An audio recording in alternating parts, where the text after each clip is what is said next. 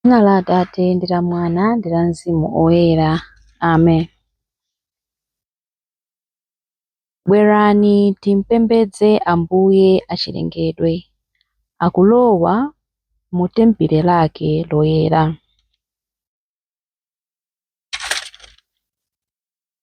Ulemu ukhale kwa Atate ndi kwa Mwana ndi kwa Mzimu Woyera, monga panali poyamba, tsopano ndi masiku onse, ndi pa nthawi zosatha. Amen.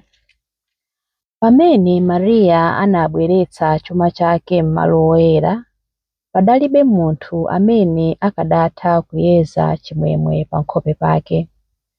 Anali mwana wa milungu isanu ndi umodzi, choseweretsa chake komanso chuma chake, siliva ndi golide wake. Simeoni atamuyang'ana mwanayo modabwa ndiponso mwachikondi, mawu ake otopa ndi ukalamba atawakweza, adathokoza Mulungu wamwambamwamba. Kulandirani mpulumutsi wathu wokondeka, pakuti pokulemekezani ndipite ndi mtendere. Monga dzuwa nkuwala kwake, mbendera za usiku zafutukulidwa, choncho mdima udzagonja. Kwa Khristu amene amawalitsa dziko, kwa Khristu nyenyezi ya usiku, amene nthawi ina anali wamng'ono ndiponso wofowoka, muuni wa kandulo woyaka mwabata. Ulemu ukhale kwa Atate ndi kwa Mwana ndi kwa Mzimu Woyera, monga panali poyamba, tsopano ndi masiku onse, ndi pa nthawi zosatha. Amen. Chilimbi 1. Mzimu Woyera adadziwitsa Simeoni kuti sadzamwalira konse asanaone mpulumutsi. Chauta adauza mbuye wanga kuti, khala kudzanja langa lamanja, mpaka nditasandutsa adani ako kukhala ngati chopondapo mapazi ako. Chauta adzakuza ufumu wako wamphamvu kuchokera ku Ziyoni. Khala mfumu yolamulira adani ako. Anthu ako adzazipereka mwaufulu pa tsiku limene udzaonetse mphamvu zako pa phiri loyera. Anyamata ako adzabwera kwa iwe mu unyinji wawo, monga mmene mame amabwerera mmamawa. Chauta walumbira ndipo sadzasintha maganizo ake akuti ndiwe wansembe mpaka muyaya, unsembe wake wonga uja wa Melikizedeki. Ambuye ali pambali pako, adzaphwanya mafumu pa tsiku la mkwiyo wawo. Adzamwa mu mtsinje wa mchira ndipo adzaweramutsa mutu monyadira. Ulemu ukhale kwa Atate ndi kwa Mwana ndi kwa Mzimu Woyera, monga panali poyamba, tsopano ndi masiku onse, ndi pa nthawi zosatha. Amen. Mzimu Woyera adadziwitsa Simeoni kuti sadzamwalira konse asanaone mpulumutsi. Chilimbi 2. Monga momwe lamulo limanenera, anapereka kwa Ambuye nkhunda ziwiri. Ndikulirira inu chauta, ndili mdzenje lozama la mavuto. Ambuye imvani liwu langa, tcherani khutu kuti mumve kupempha kwanga. Inu chauta, mukadawerenga machimo, ndani akadakhala chilili wopanda mlandu Ambuye?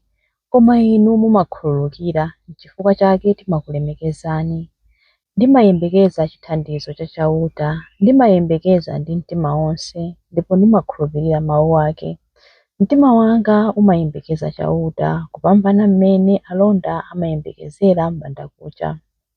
Kupambanadi mmene alonda amayembekezera m'bandakucha. Iwe Israeli, khulupirira chauta. Paja chauta ndi wachikondi chosasinthika, ndi wokonzeka kupulumutsa. Adzawombola Israeli ku machimo ake onse. Ulemu ukhale kwa Atate ndi kwa Mwana ndi kwa Mzimu Woyera, monga panali poyamba, tsopano ndi masiku onse, ndi pa nthawi zosatha. Amen. Monga momwe lamulo limanenera, anapereka kwa Ambuye nkhunda ziwiri. Chilimbi 3. Ndi maso angawa ndachionadi chipulumutso chija chimene mudakonza kuti anthu a mitundu yonse achione. Timapemphera kuti muziyamika Atate amene adakuyenerezani kuti mudzalandire nawo madalitso onse amene amasungira anthu awo mu ufumu wakuwala. Adatipulumutsa ku mphamvu za mdima wa zoyipa, nkutilowetsa mu ufumu wa mwana wake wokondedwa. Mwa iyeyo umulungu adatiwombola, ndiye kuti adatikhululukira machimo athu. Khristuyo ndiye chithunzi chenicheni cha Mulungu wosaoneka. Iye ndiye mwana wake woyamba, wolamulira zolengedwa zonse. Kudzera mwa iye Mulungu adalenga zonse, zakumwamba ndi zapansi pano, zooneka ndi zosaoneka. Mulungu adalenga zonse kudzera mwa iye. Zonse adalengera iyeyo. Iyeyo analipo zinthu zonse padakalibe. Mwa iye zinthu zonse zimalumikizana pamodzi. Iye ndiye mutu wa mpingo, thupi lake, ndiye gwero lake, woyambirira mwa owuka kwa akufa, kuti pa zonse iye akhale wopambana ndithu. Kudakomera Mulungu kuti umulungu wake wonse ukhalemo mwa Khristuyo. Mwa iyeyo Mulungu adafuna kuyanjanitsanso zinthu zonse ndi iye mwini, zapansi pano ndi zakumwamba.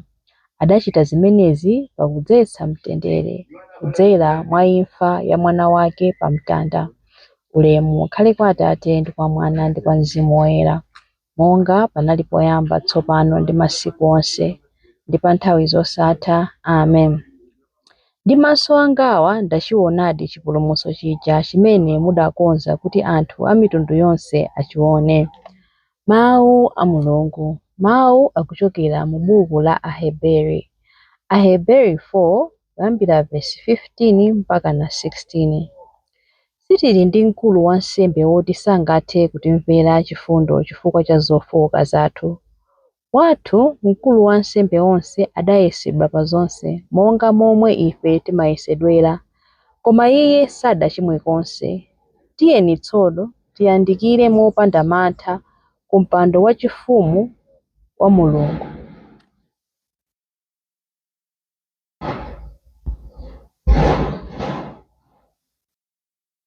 Wa Mulungu wokoma mtima, kumeneko tidzalandira chifundo, ndipo mwakukoma mtima kwa Mulungu tidzapeza thandizo pa nthawi yake yeniyeni. Mawu a Ambuye. Tithokoze Mulungu. Chiyankho. Mulungu waonetsa mphamvu yake yopulumutsa. Mulungu waonetsa mphamvu yake yopulumutsa, imene adayikonza moonekera pamaso pa anthu onse, mphamvu yake yopulumutsa.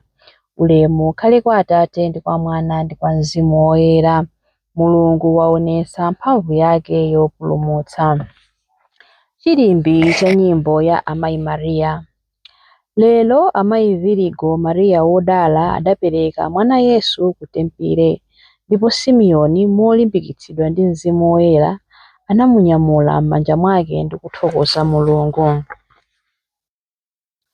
Mtima wanga ukutamanda Ambuye, ndipo mzimu wanga ukukondwera mwa Mulungu mpulumutsi wanga, popeza kuti wayang'ana kutsika kwa mtumiki wake.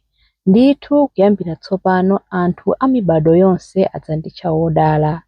Iye amene ali wamphamvu wandichitira zazikulu, ndipo dzina lake nloyera. Amawachitira chifundo anthu a mibado ndi mibado amene amamulemekeza. Wachita zamphamvu ndi dzanja lake, wabalalisa anthu a mtima wonyada. Mafumu amphamvu wawatsitsa pa mipando yawo yachifumu. Anthu wamba nkuwakweza, anthu anjala wawakhutitsa ndi zabwino, anthu olemera nkuwabweza osawapatsa kanthu. Wadzathandiza anthu ake a Israeli, pokumbukira chifundo chake. Izi ndi zomwe adalonjeza kuti adzawachitira makolo athu akale aja, Abrahamu ndi zidzukulu zake mpaka muyaya. Ulemu ukhale kwa Atate ndi kwa Mwana ndi kwa Mzimu Woyera, monga panali poyamba, tsopano ndi masiku onse, ndi pa nthawi zosatha. Amen. Lero Amayi Virigo Mariya wodala adapereka mwana Yesu ku Tempile, ndipo Simeoni molimbikitsidwa ndi Mzimu Woyera anamunyamula m'manja mwake ndi kuthokoza Mulungu. Mapemphero. Lero mpulumutsi wathu anaperekedwa mu tempile. Tiyeni timupembedze ponena kuti, Ambuye, maso athu aone chipulumutso chanu. Yesu Khristu ndinu kuwala kumene kumawunikira mafuko onse. Muwalire onse amene sakudziwani, kuti potero ayambe kukukhulupirirani monga mmodzi yekha Mulungu woona. Ambuye, maso athu aone chipulumutso chanu. Inu ndinu momboli ndiponso ulemerero wa anthu anu Aisraeli. Mpingo wanu uthe kulalika za chipulumutso chanu mpaka kumathero a dziko. Ambuye, maso athu aone chipulumutso chanu.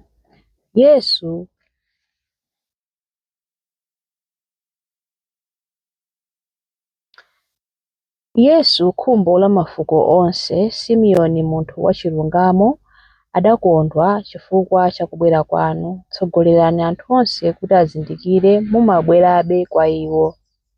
Ambuye, maso athu aone chipulumutso chanu. Ambuye, mutaperekedwa mtempere muja, Simeoni analosera ponena kuti mkondo wachisoni udzabaya mtima wa amayi anu. Mutilimbikitse kuvomereza masautso amene tikumana nawo chifukwa cha dzina lanu. Ambuye, maso athu aone chipulumutso chanu. Yesu Khristu, chimwemwe cha anthu oyera onse, Simeoni anafunitsitsa atakuonani asanamwalire, ndipo mapemphero ake anayankhidwa. Mverani mapemphero athu amene tikupempherera anthu amene anafa, amene amalakalakabe kukuonani maso ndi maso. Ambuye, maso athu aone chipulumutso chanu. Ambuye, maso athu aone chipulumutso chanu pamene tikupemphera kuti, Atate athu muli kumwamba, dzina lanu liyeretsedwe, ufumu wanu udze, kufuna kwanu kuchitidwe, monga kumwamba choncho pansi pano. Mutipatse ife lero chakudya chathu cha lero. Mutikhululukire ife zochimwa zathu, monga ifenso takhululukira adani athu.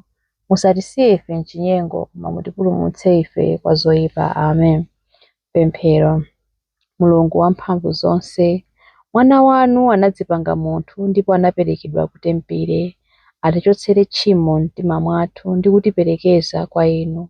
Tikupempha izi kudzera mwa Ambuye athu Yesu Khristu, mwana wanu, amene ali ndi moyo ndi ufumu limodzi nanu ndi Mzimu Woyera, Mulungu tsopano ndi pa nthawi zosatha. Amen. Ambuye atidalitse, atiteteze ife ku zoyipa zonse ndi kutifikitsa ku moyo wosatha. Amen. Dzina la Atate ndi la Mwana ndi la Mzimu Woyera. Amen.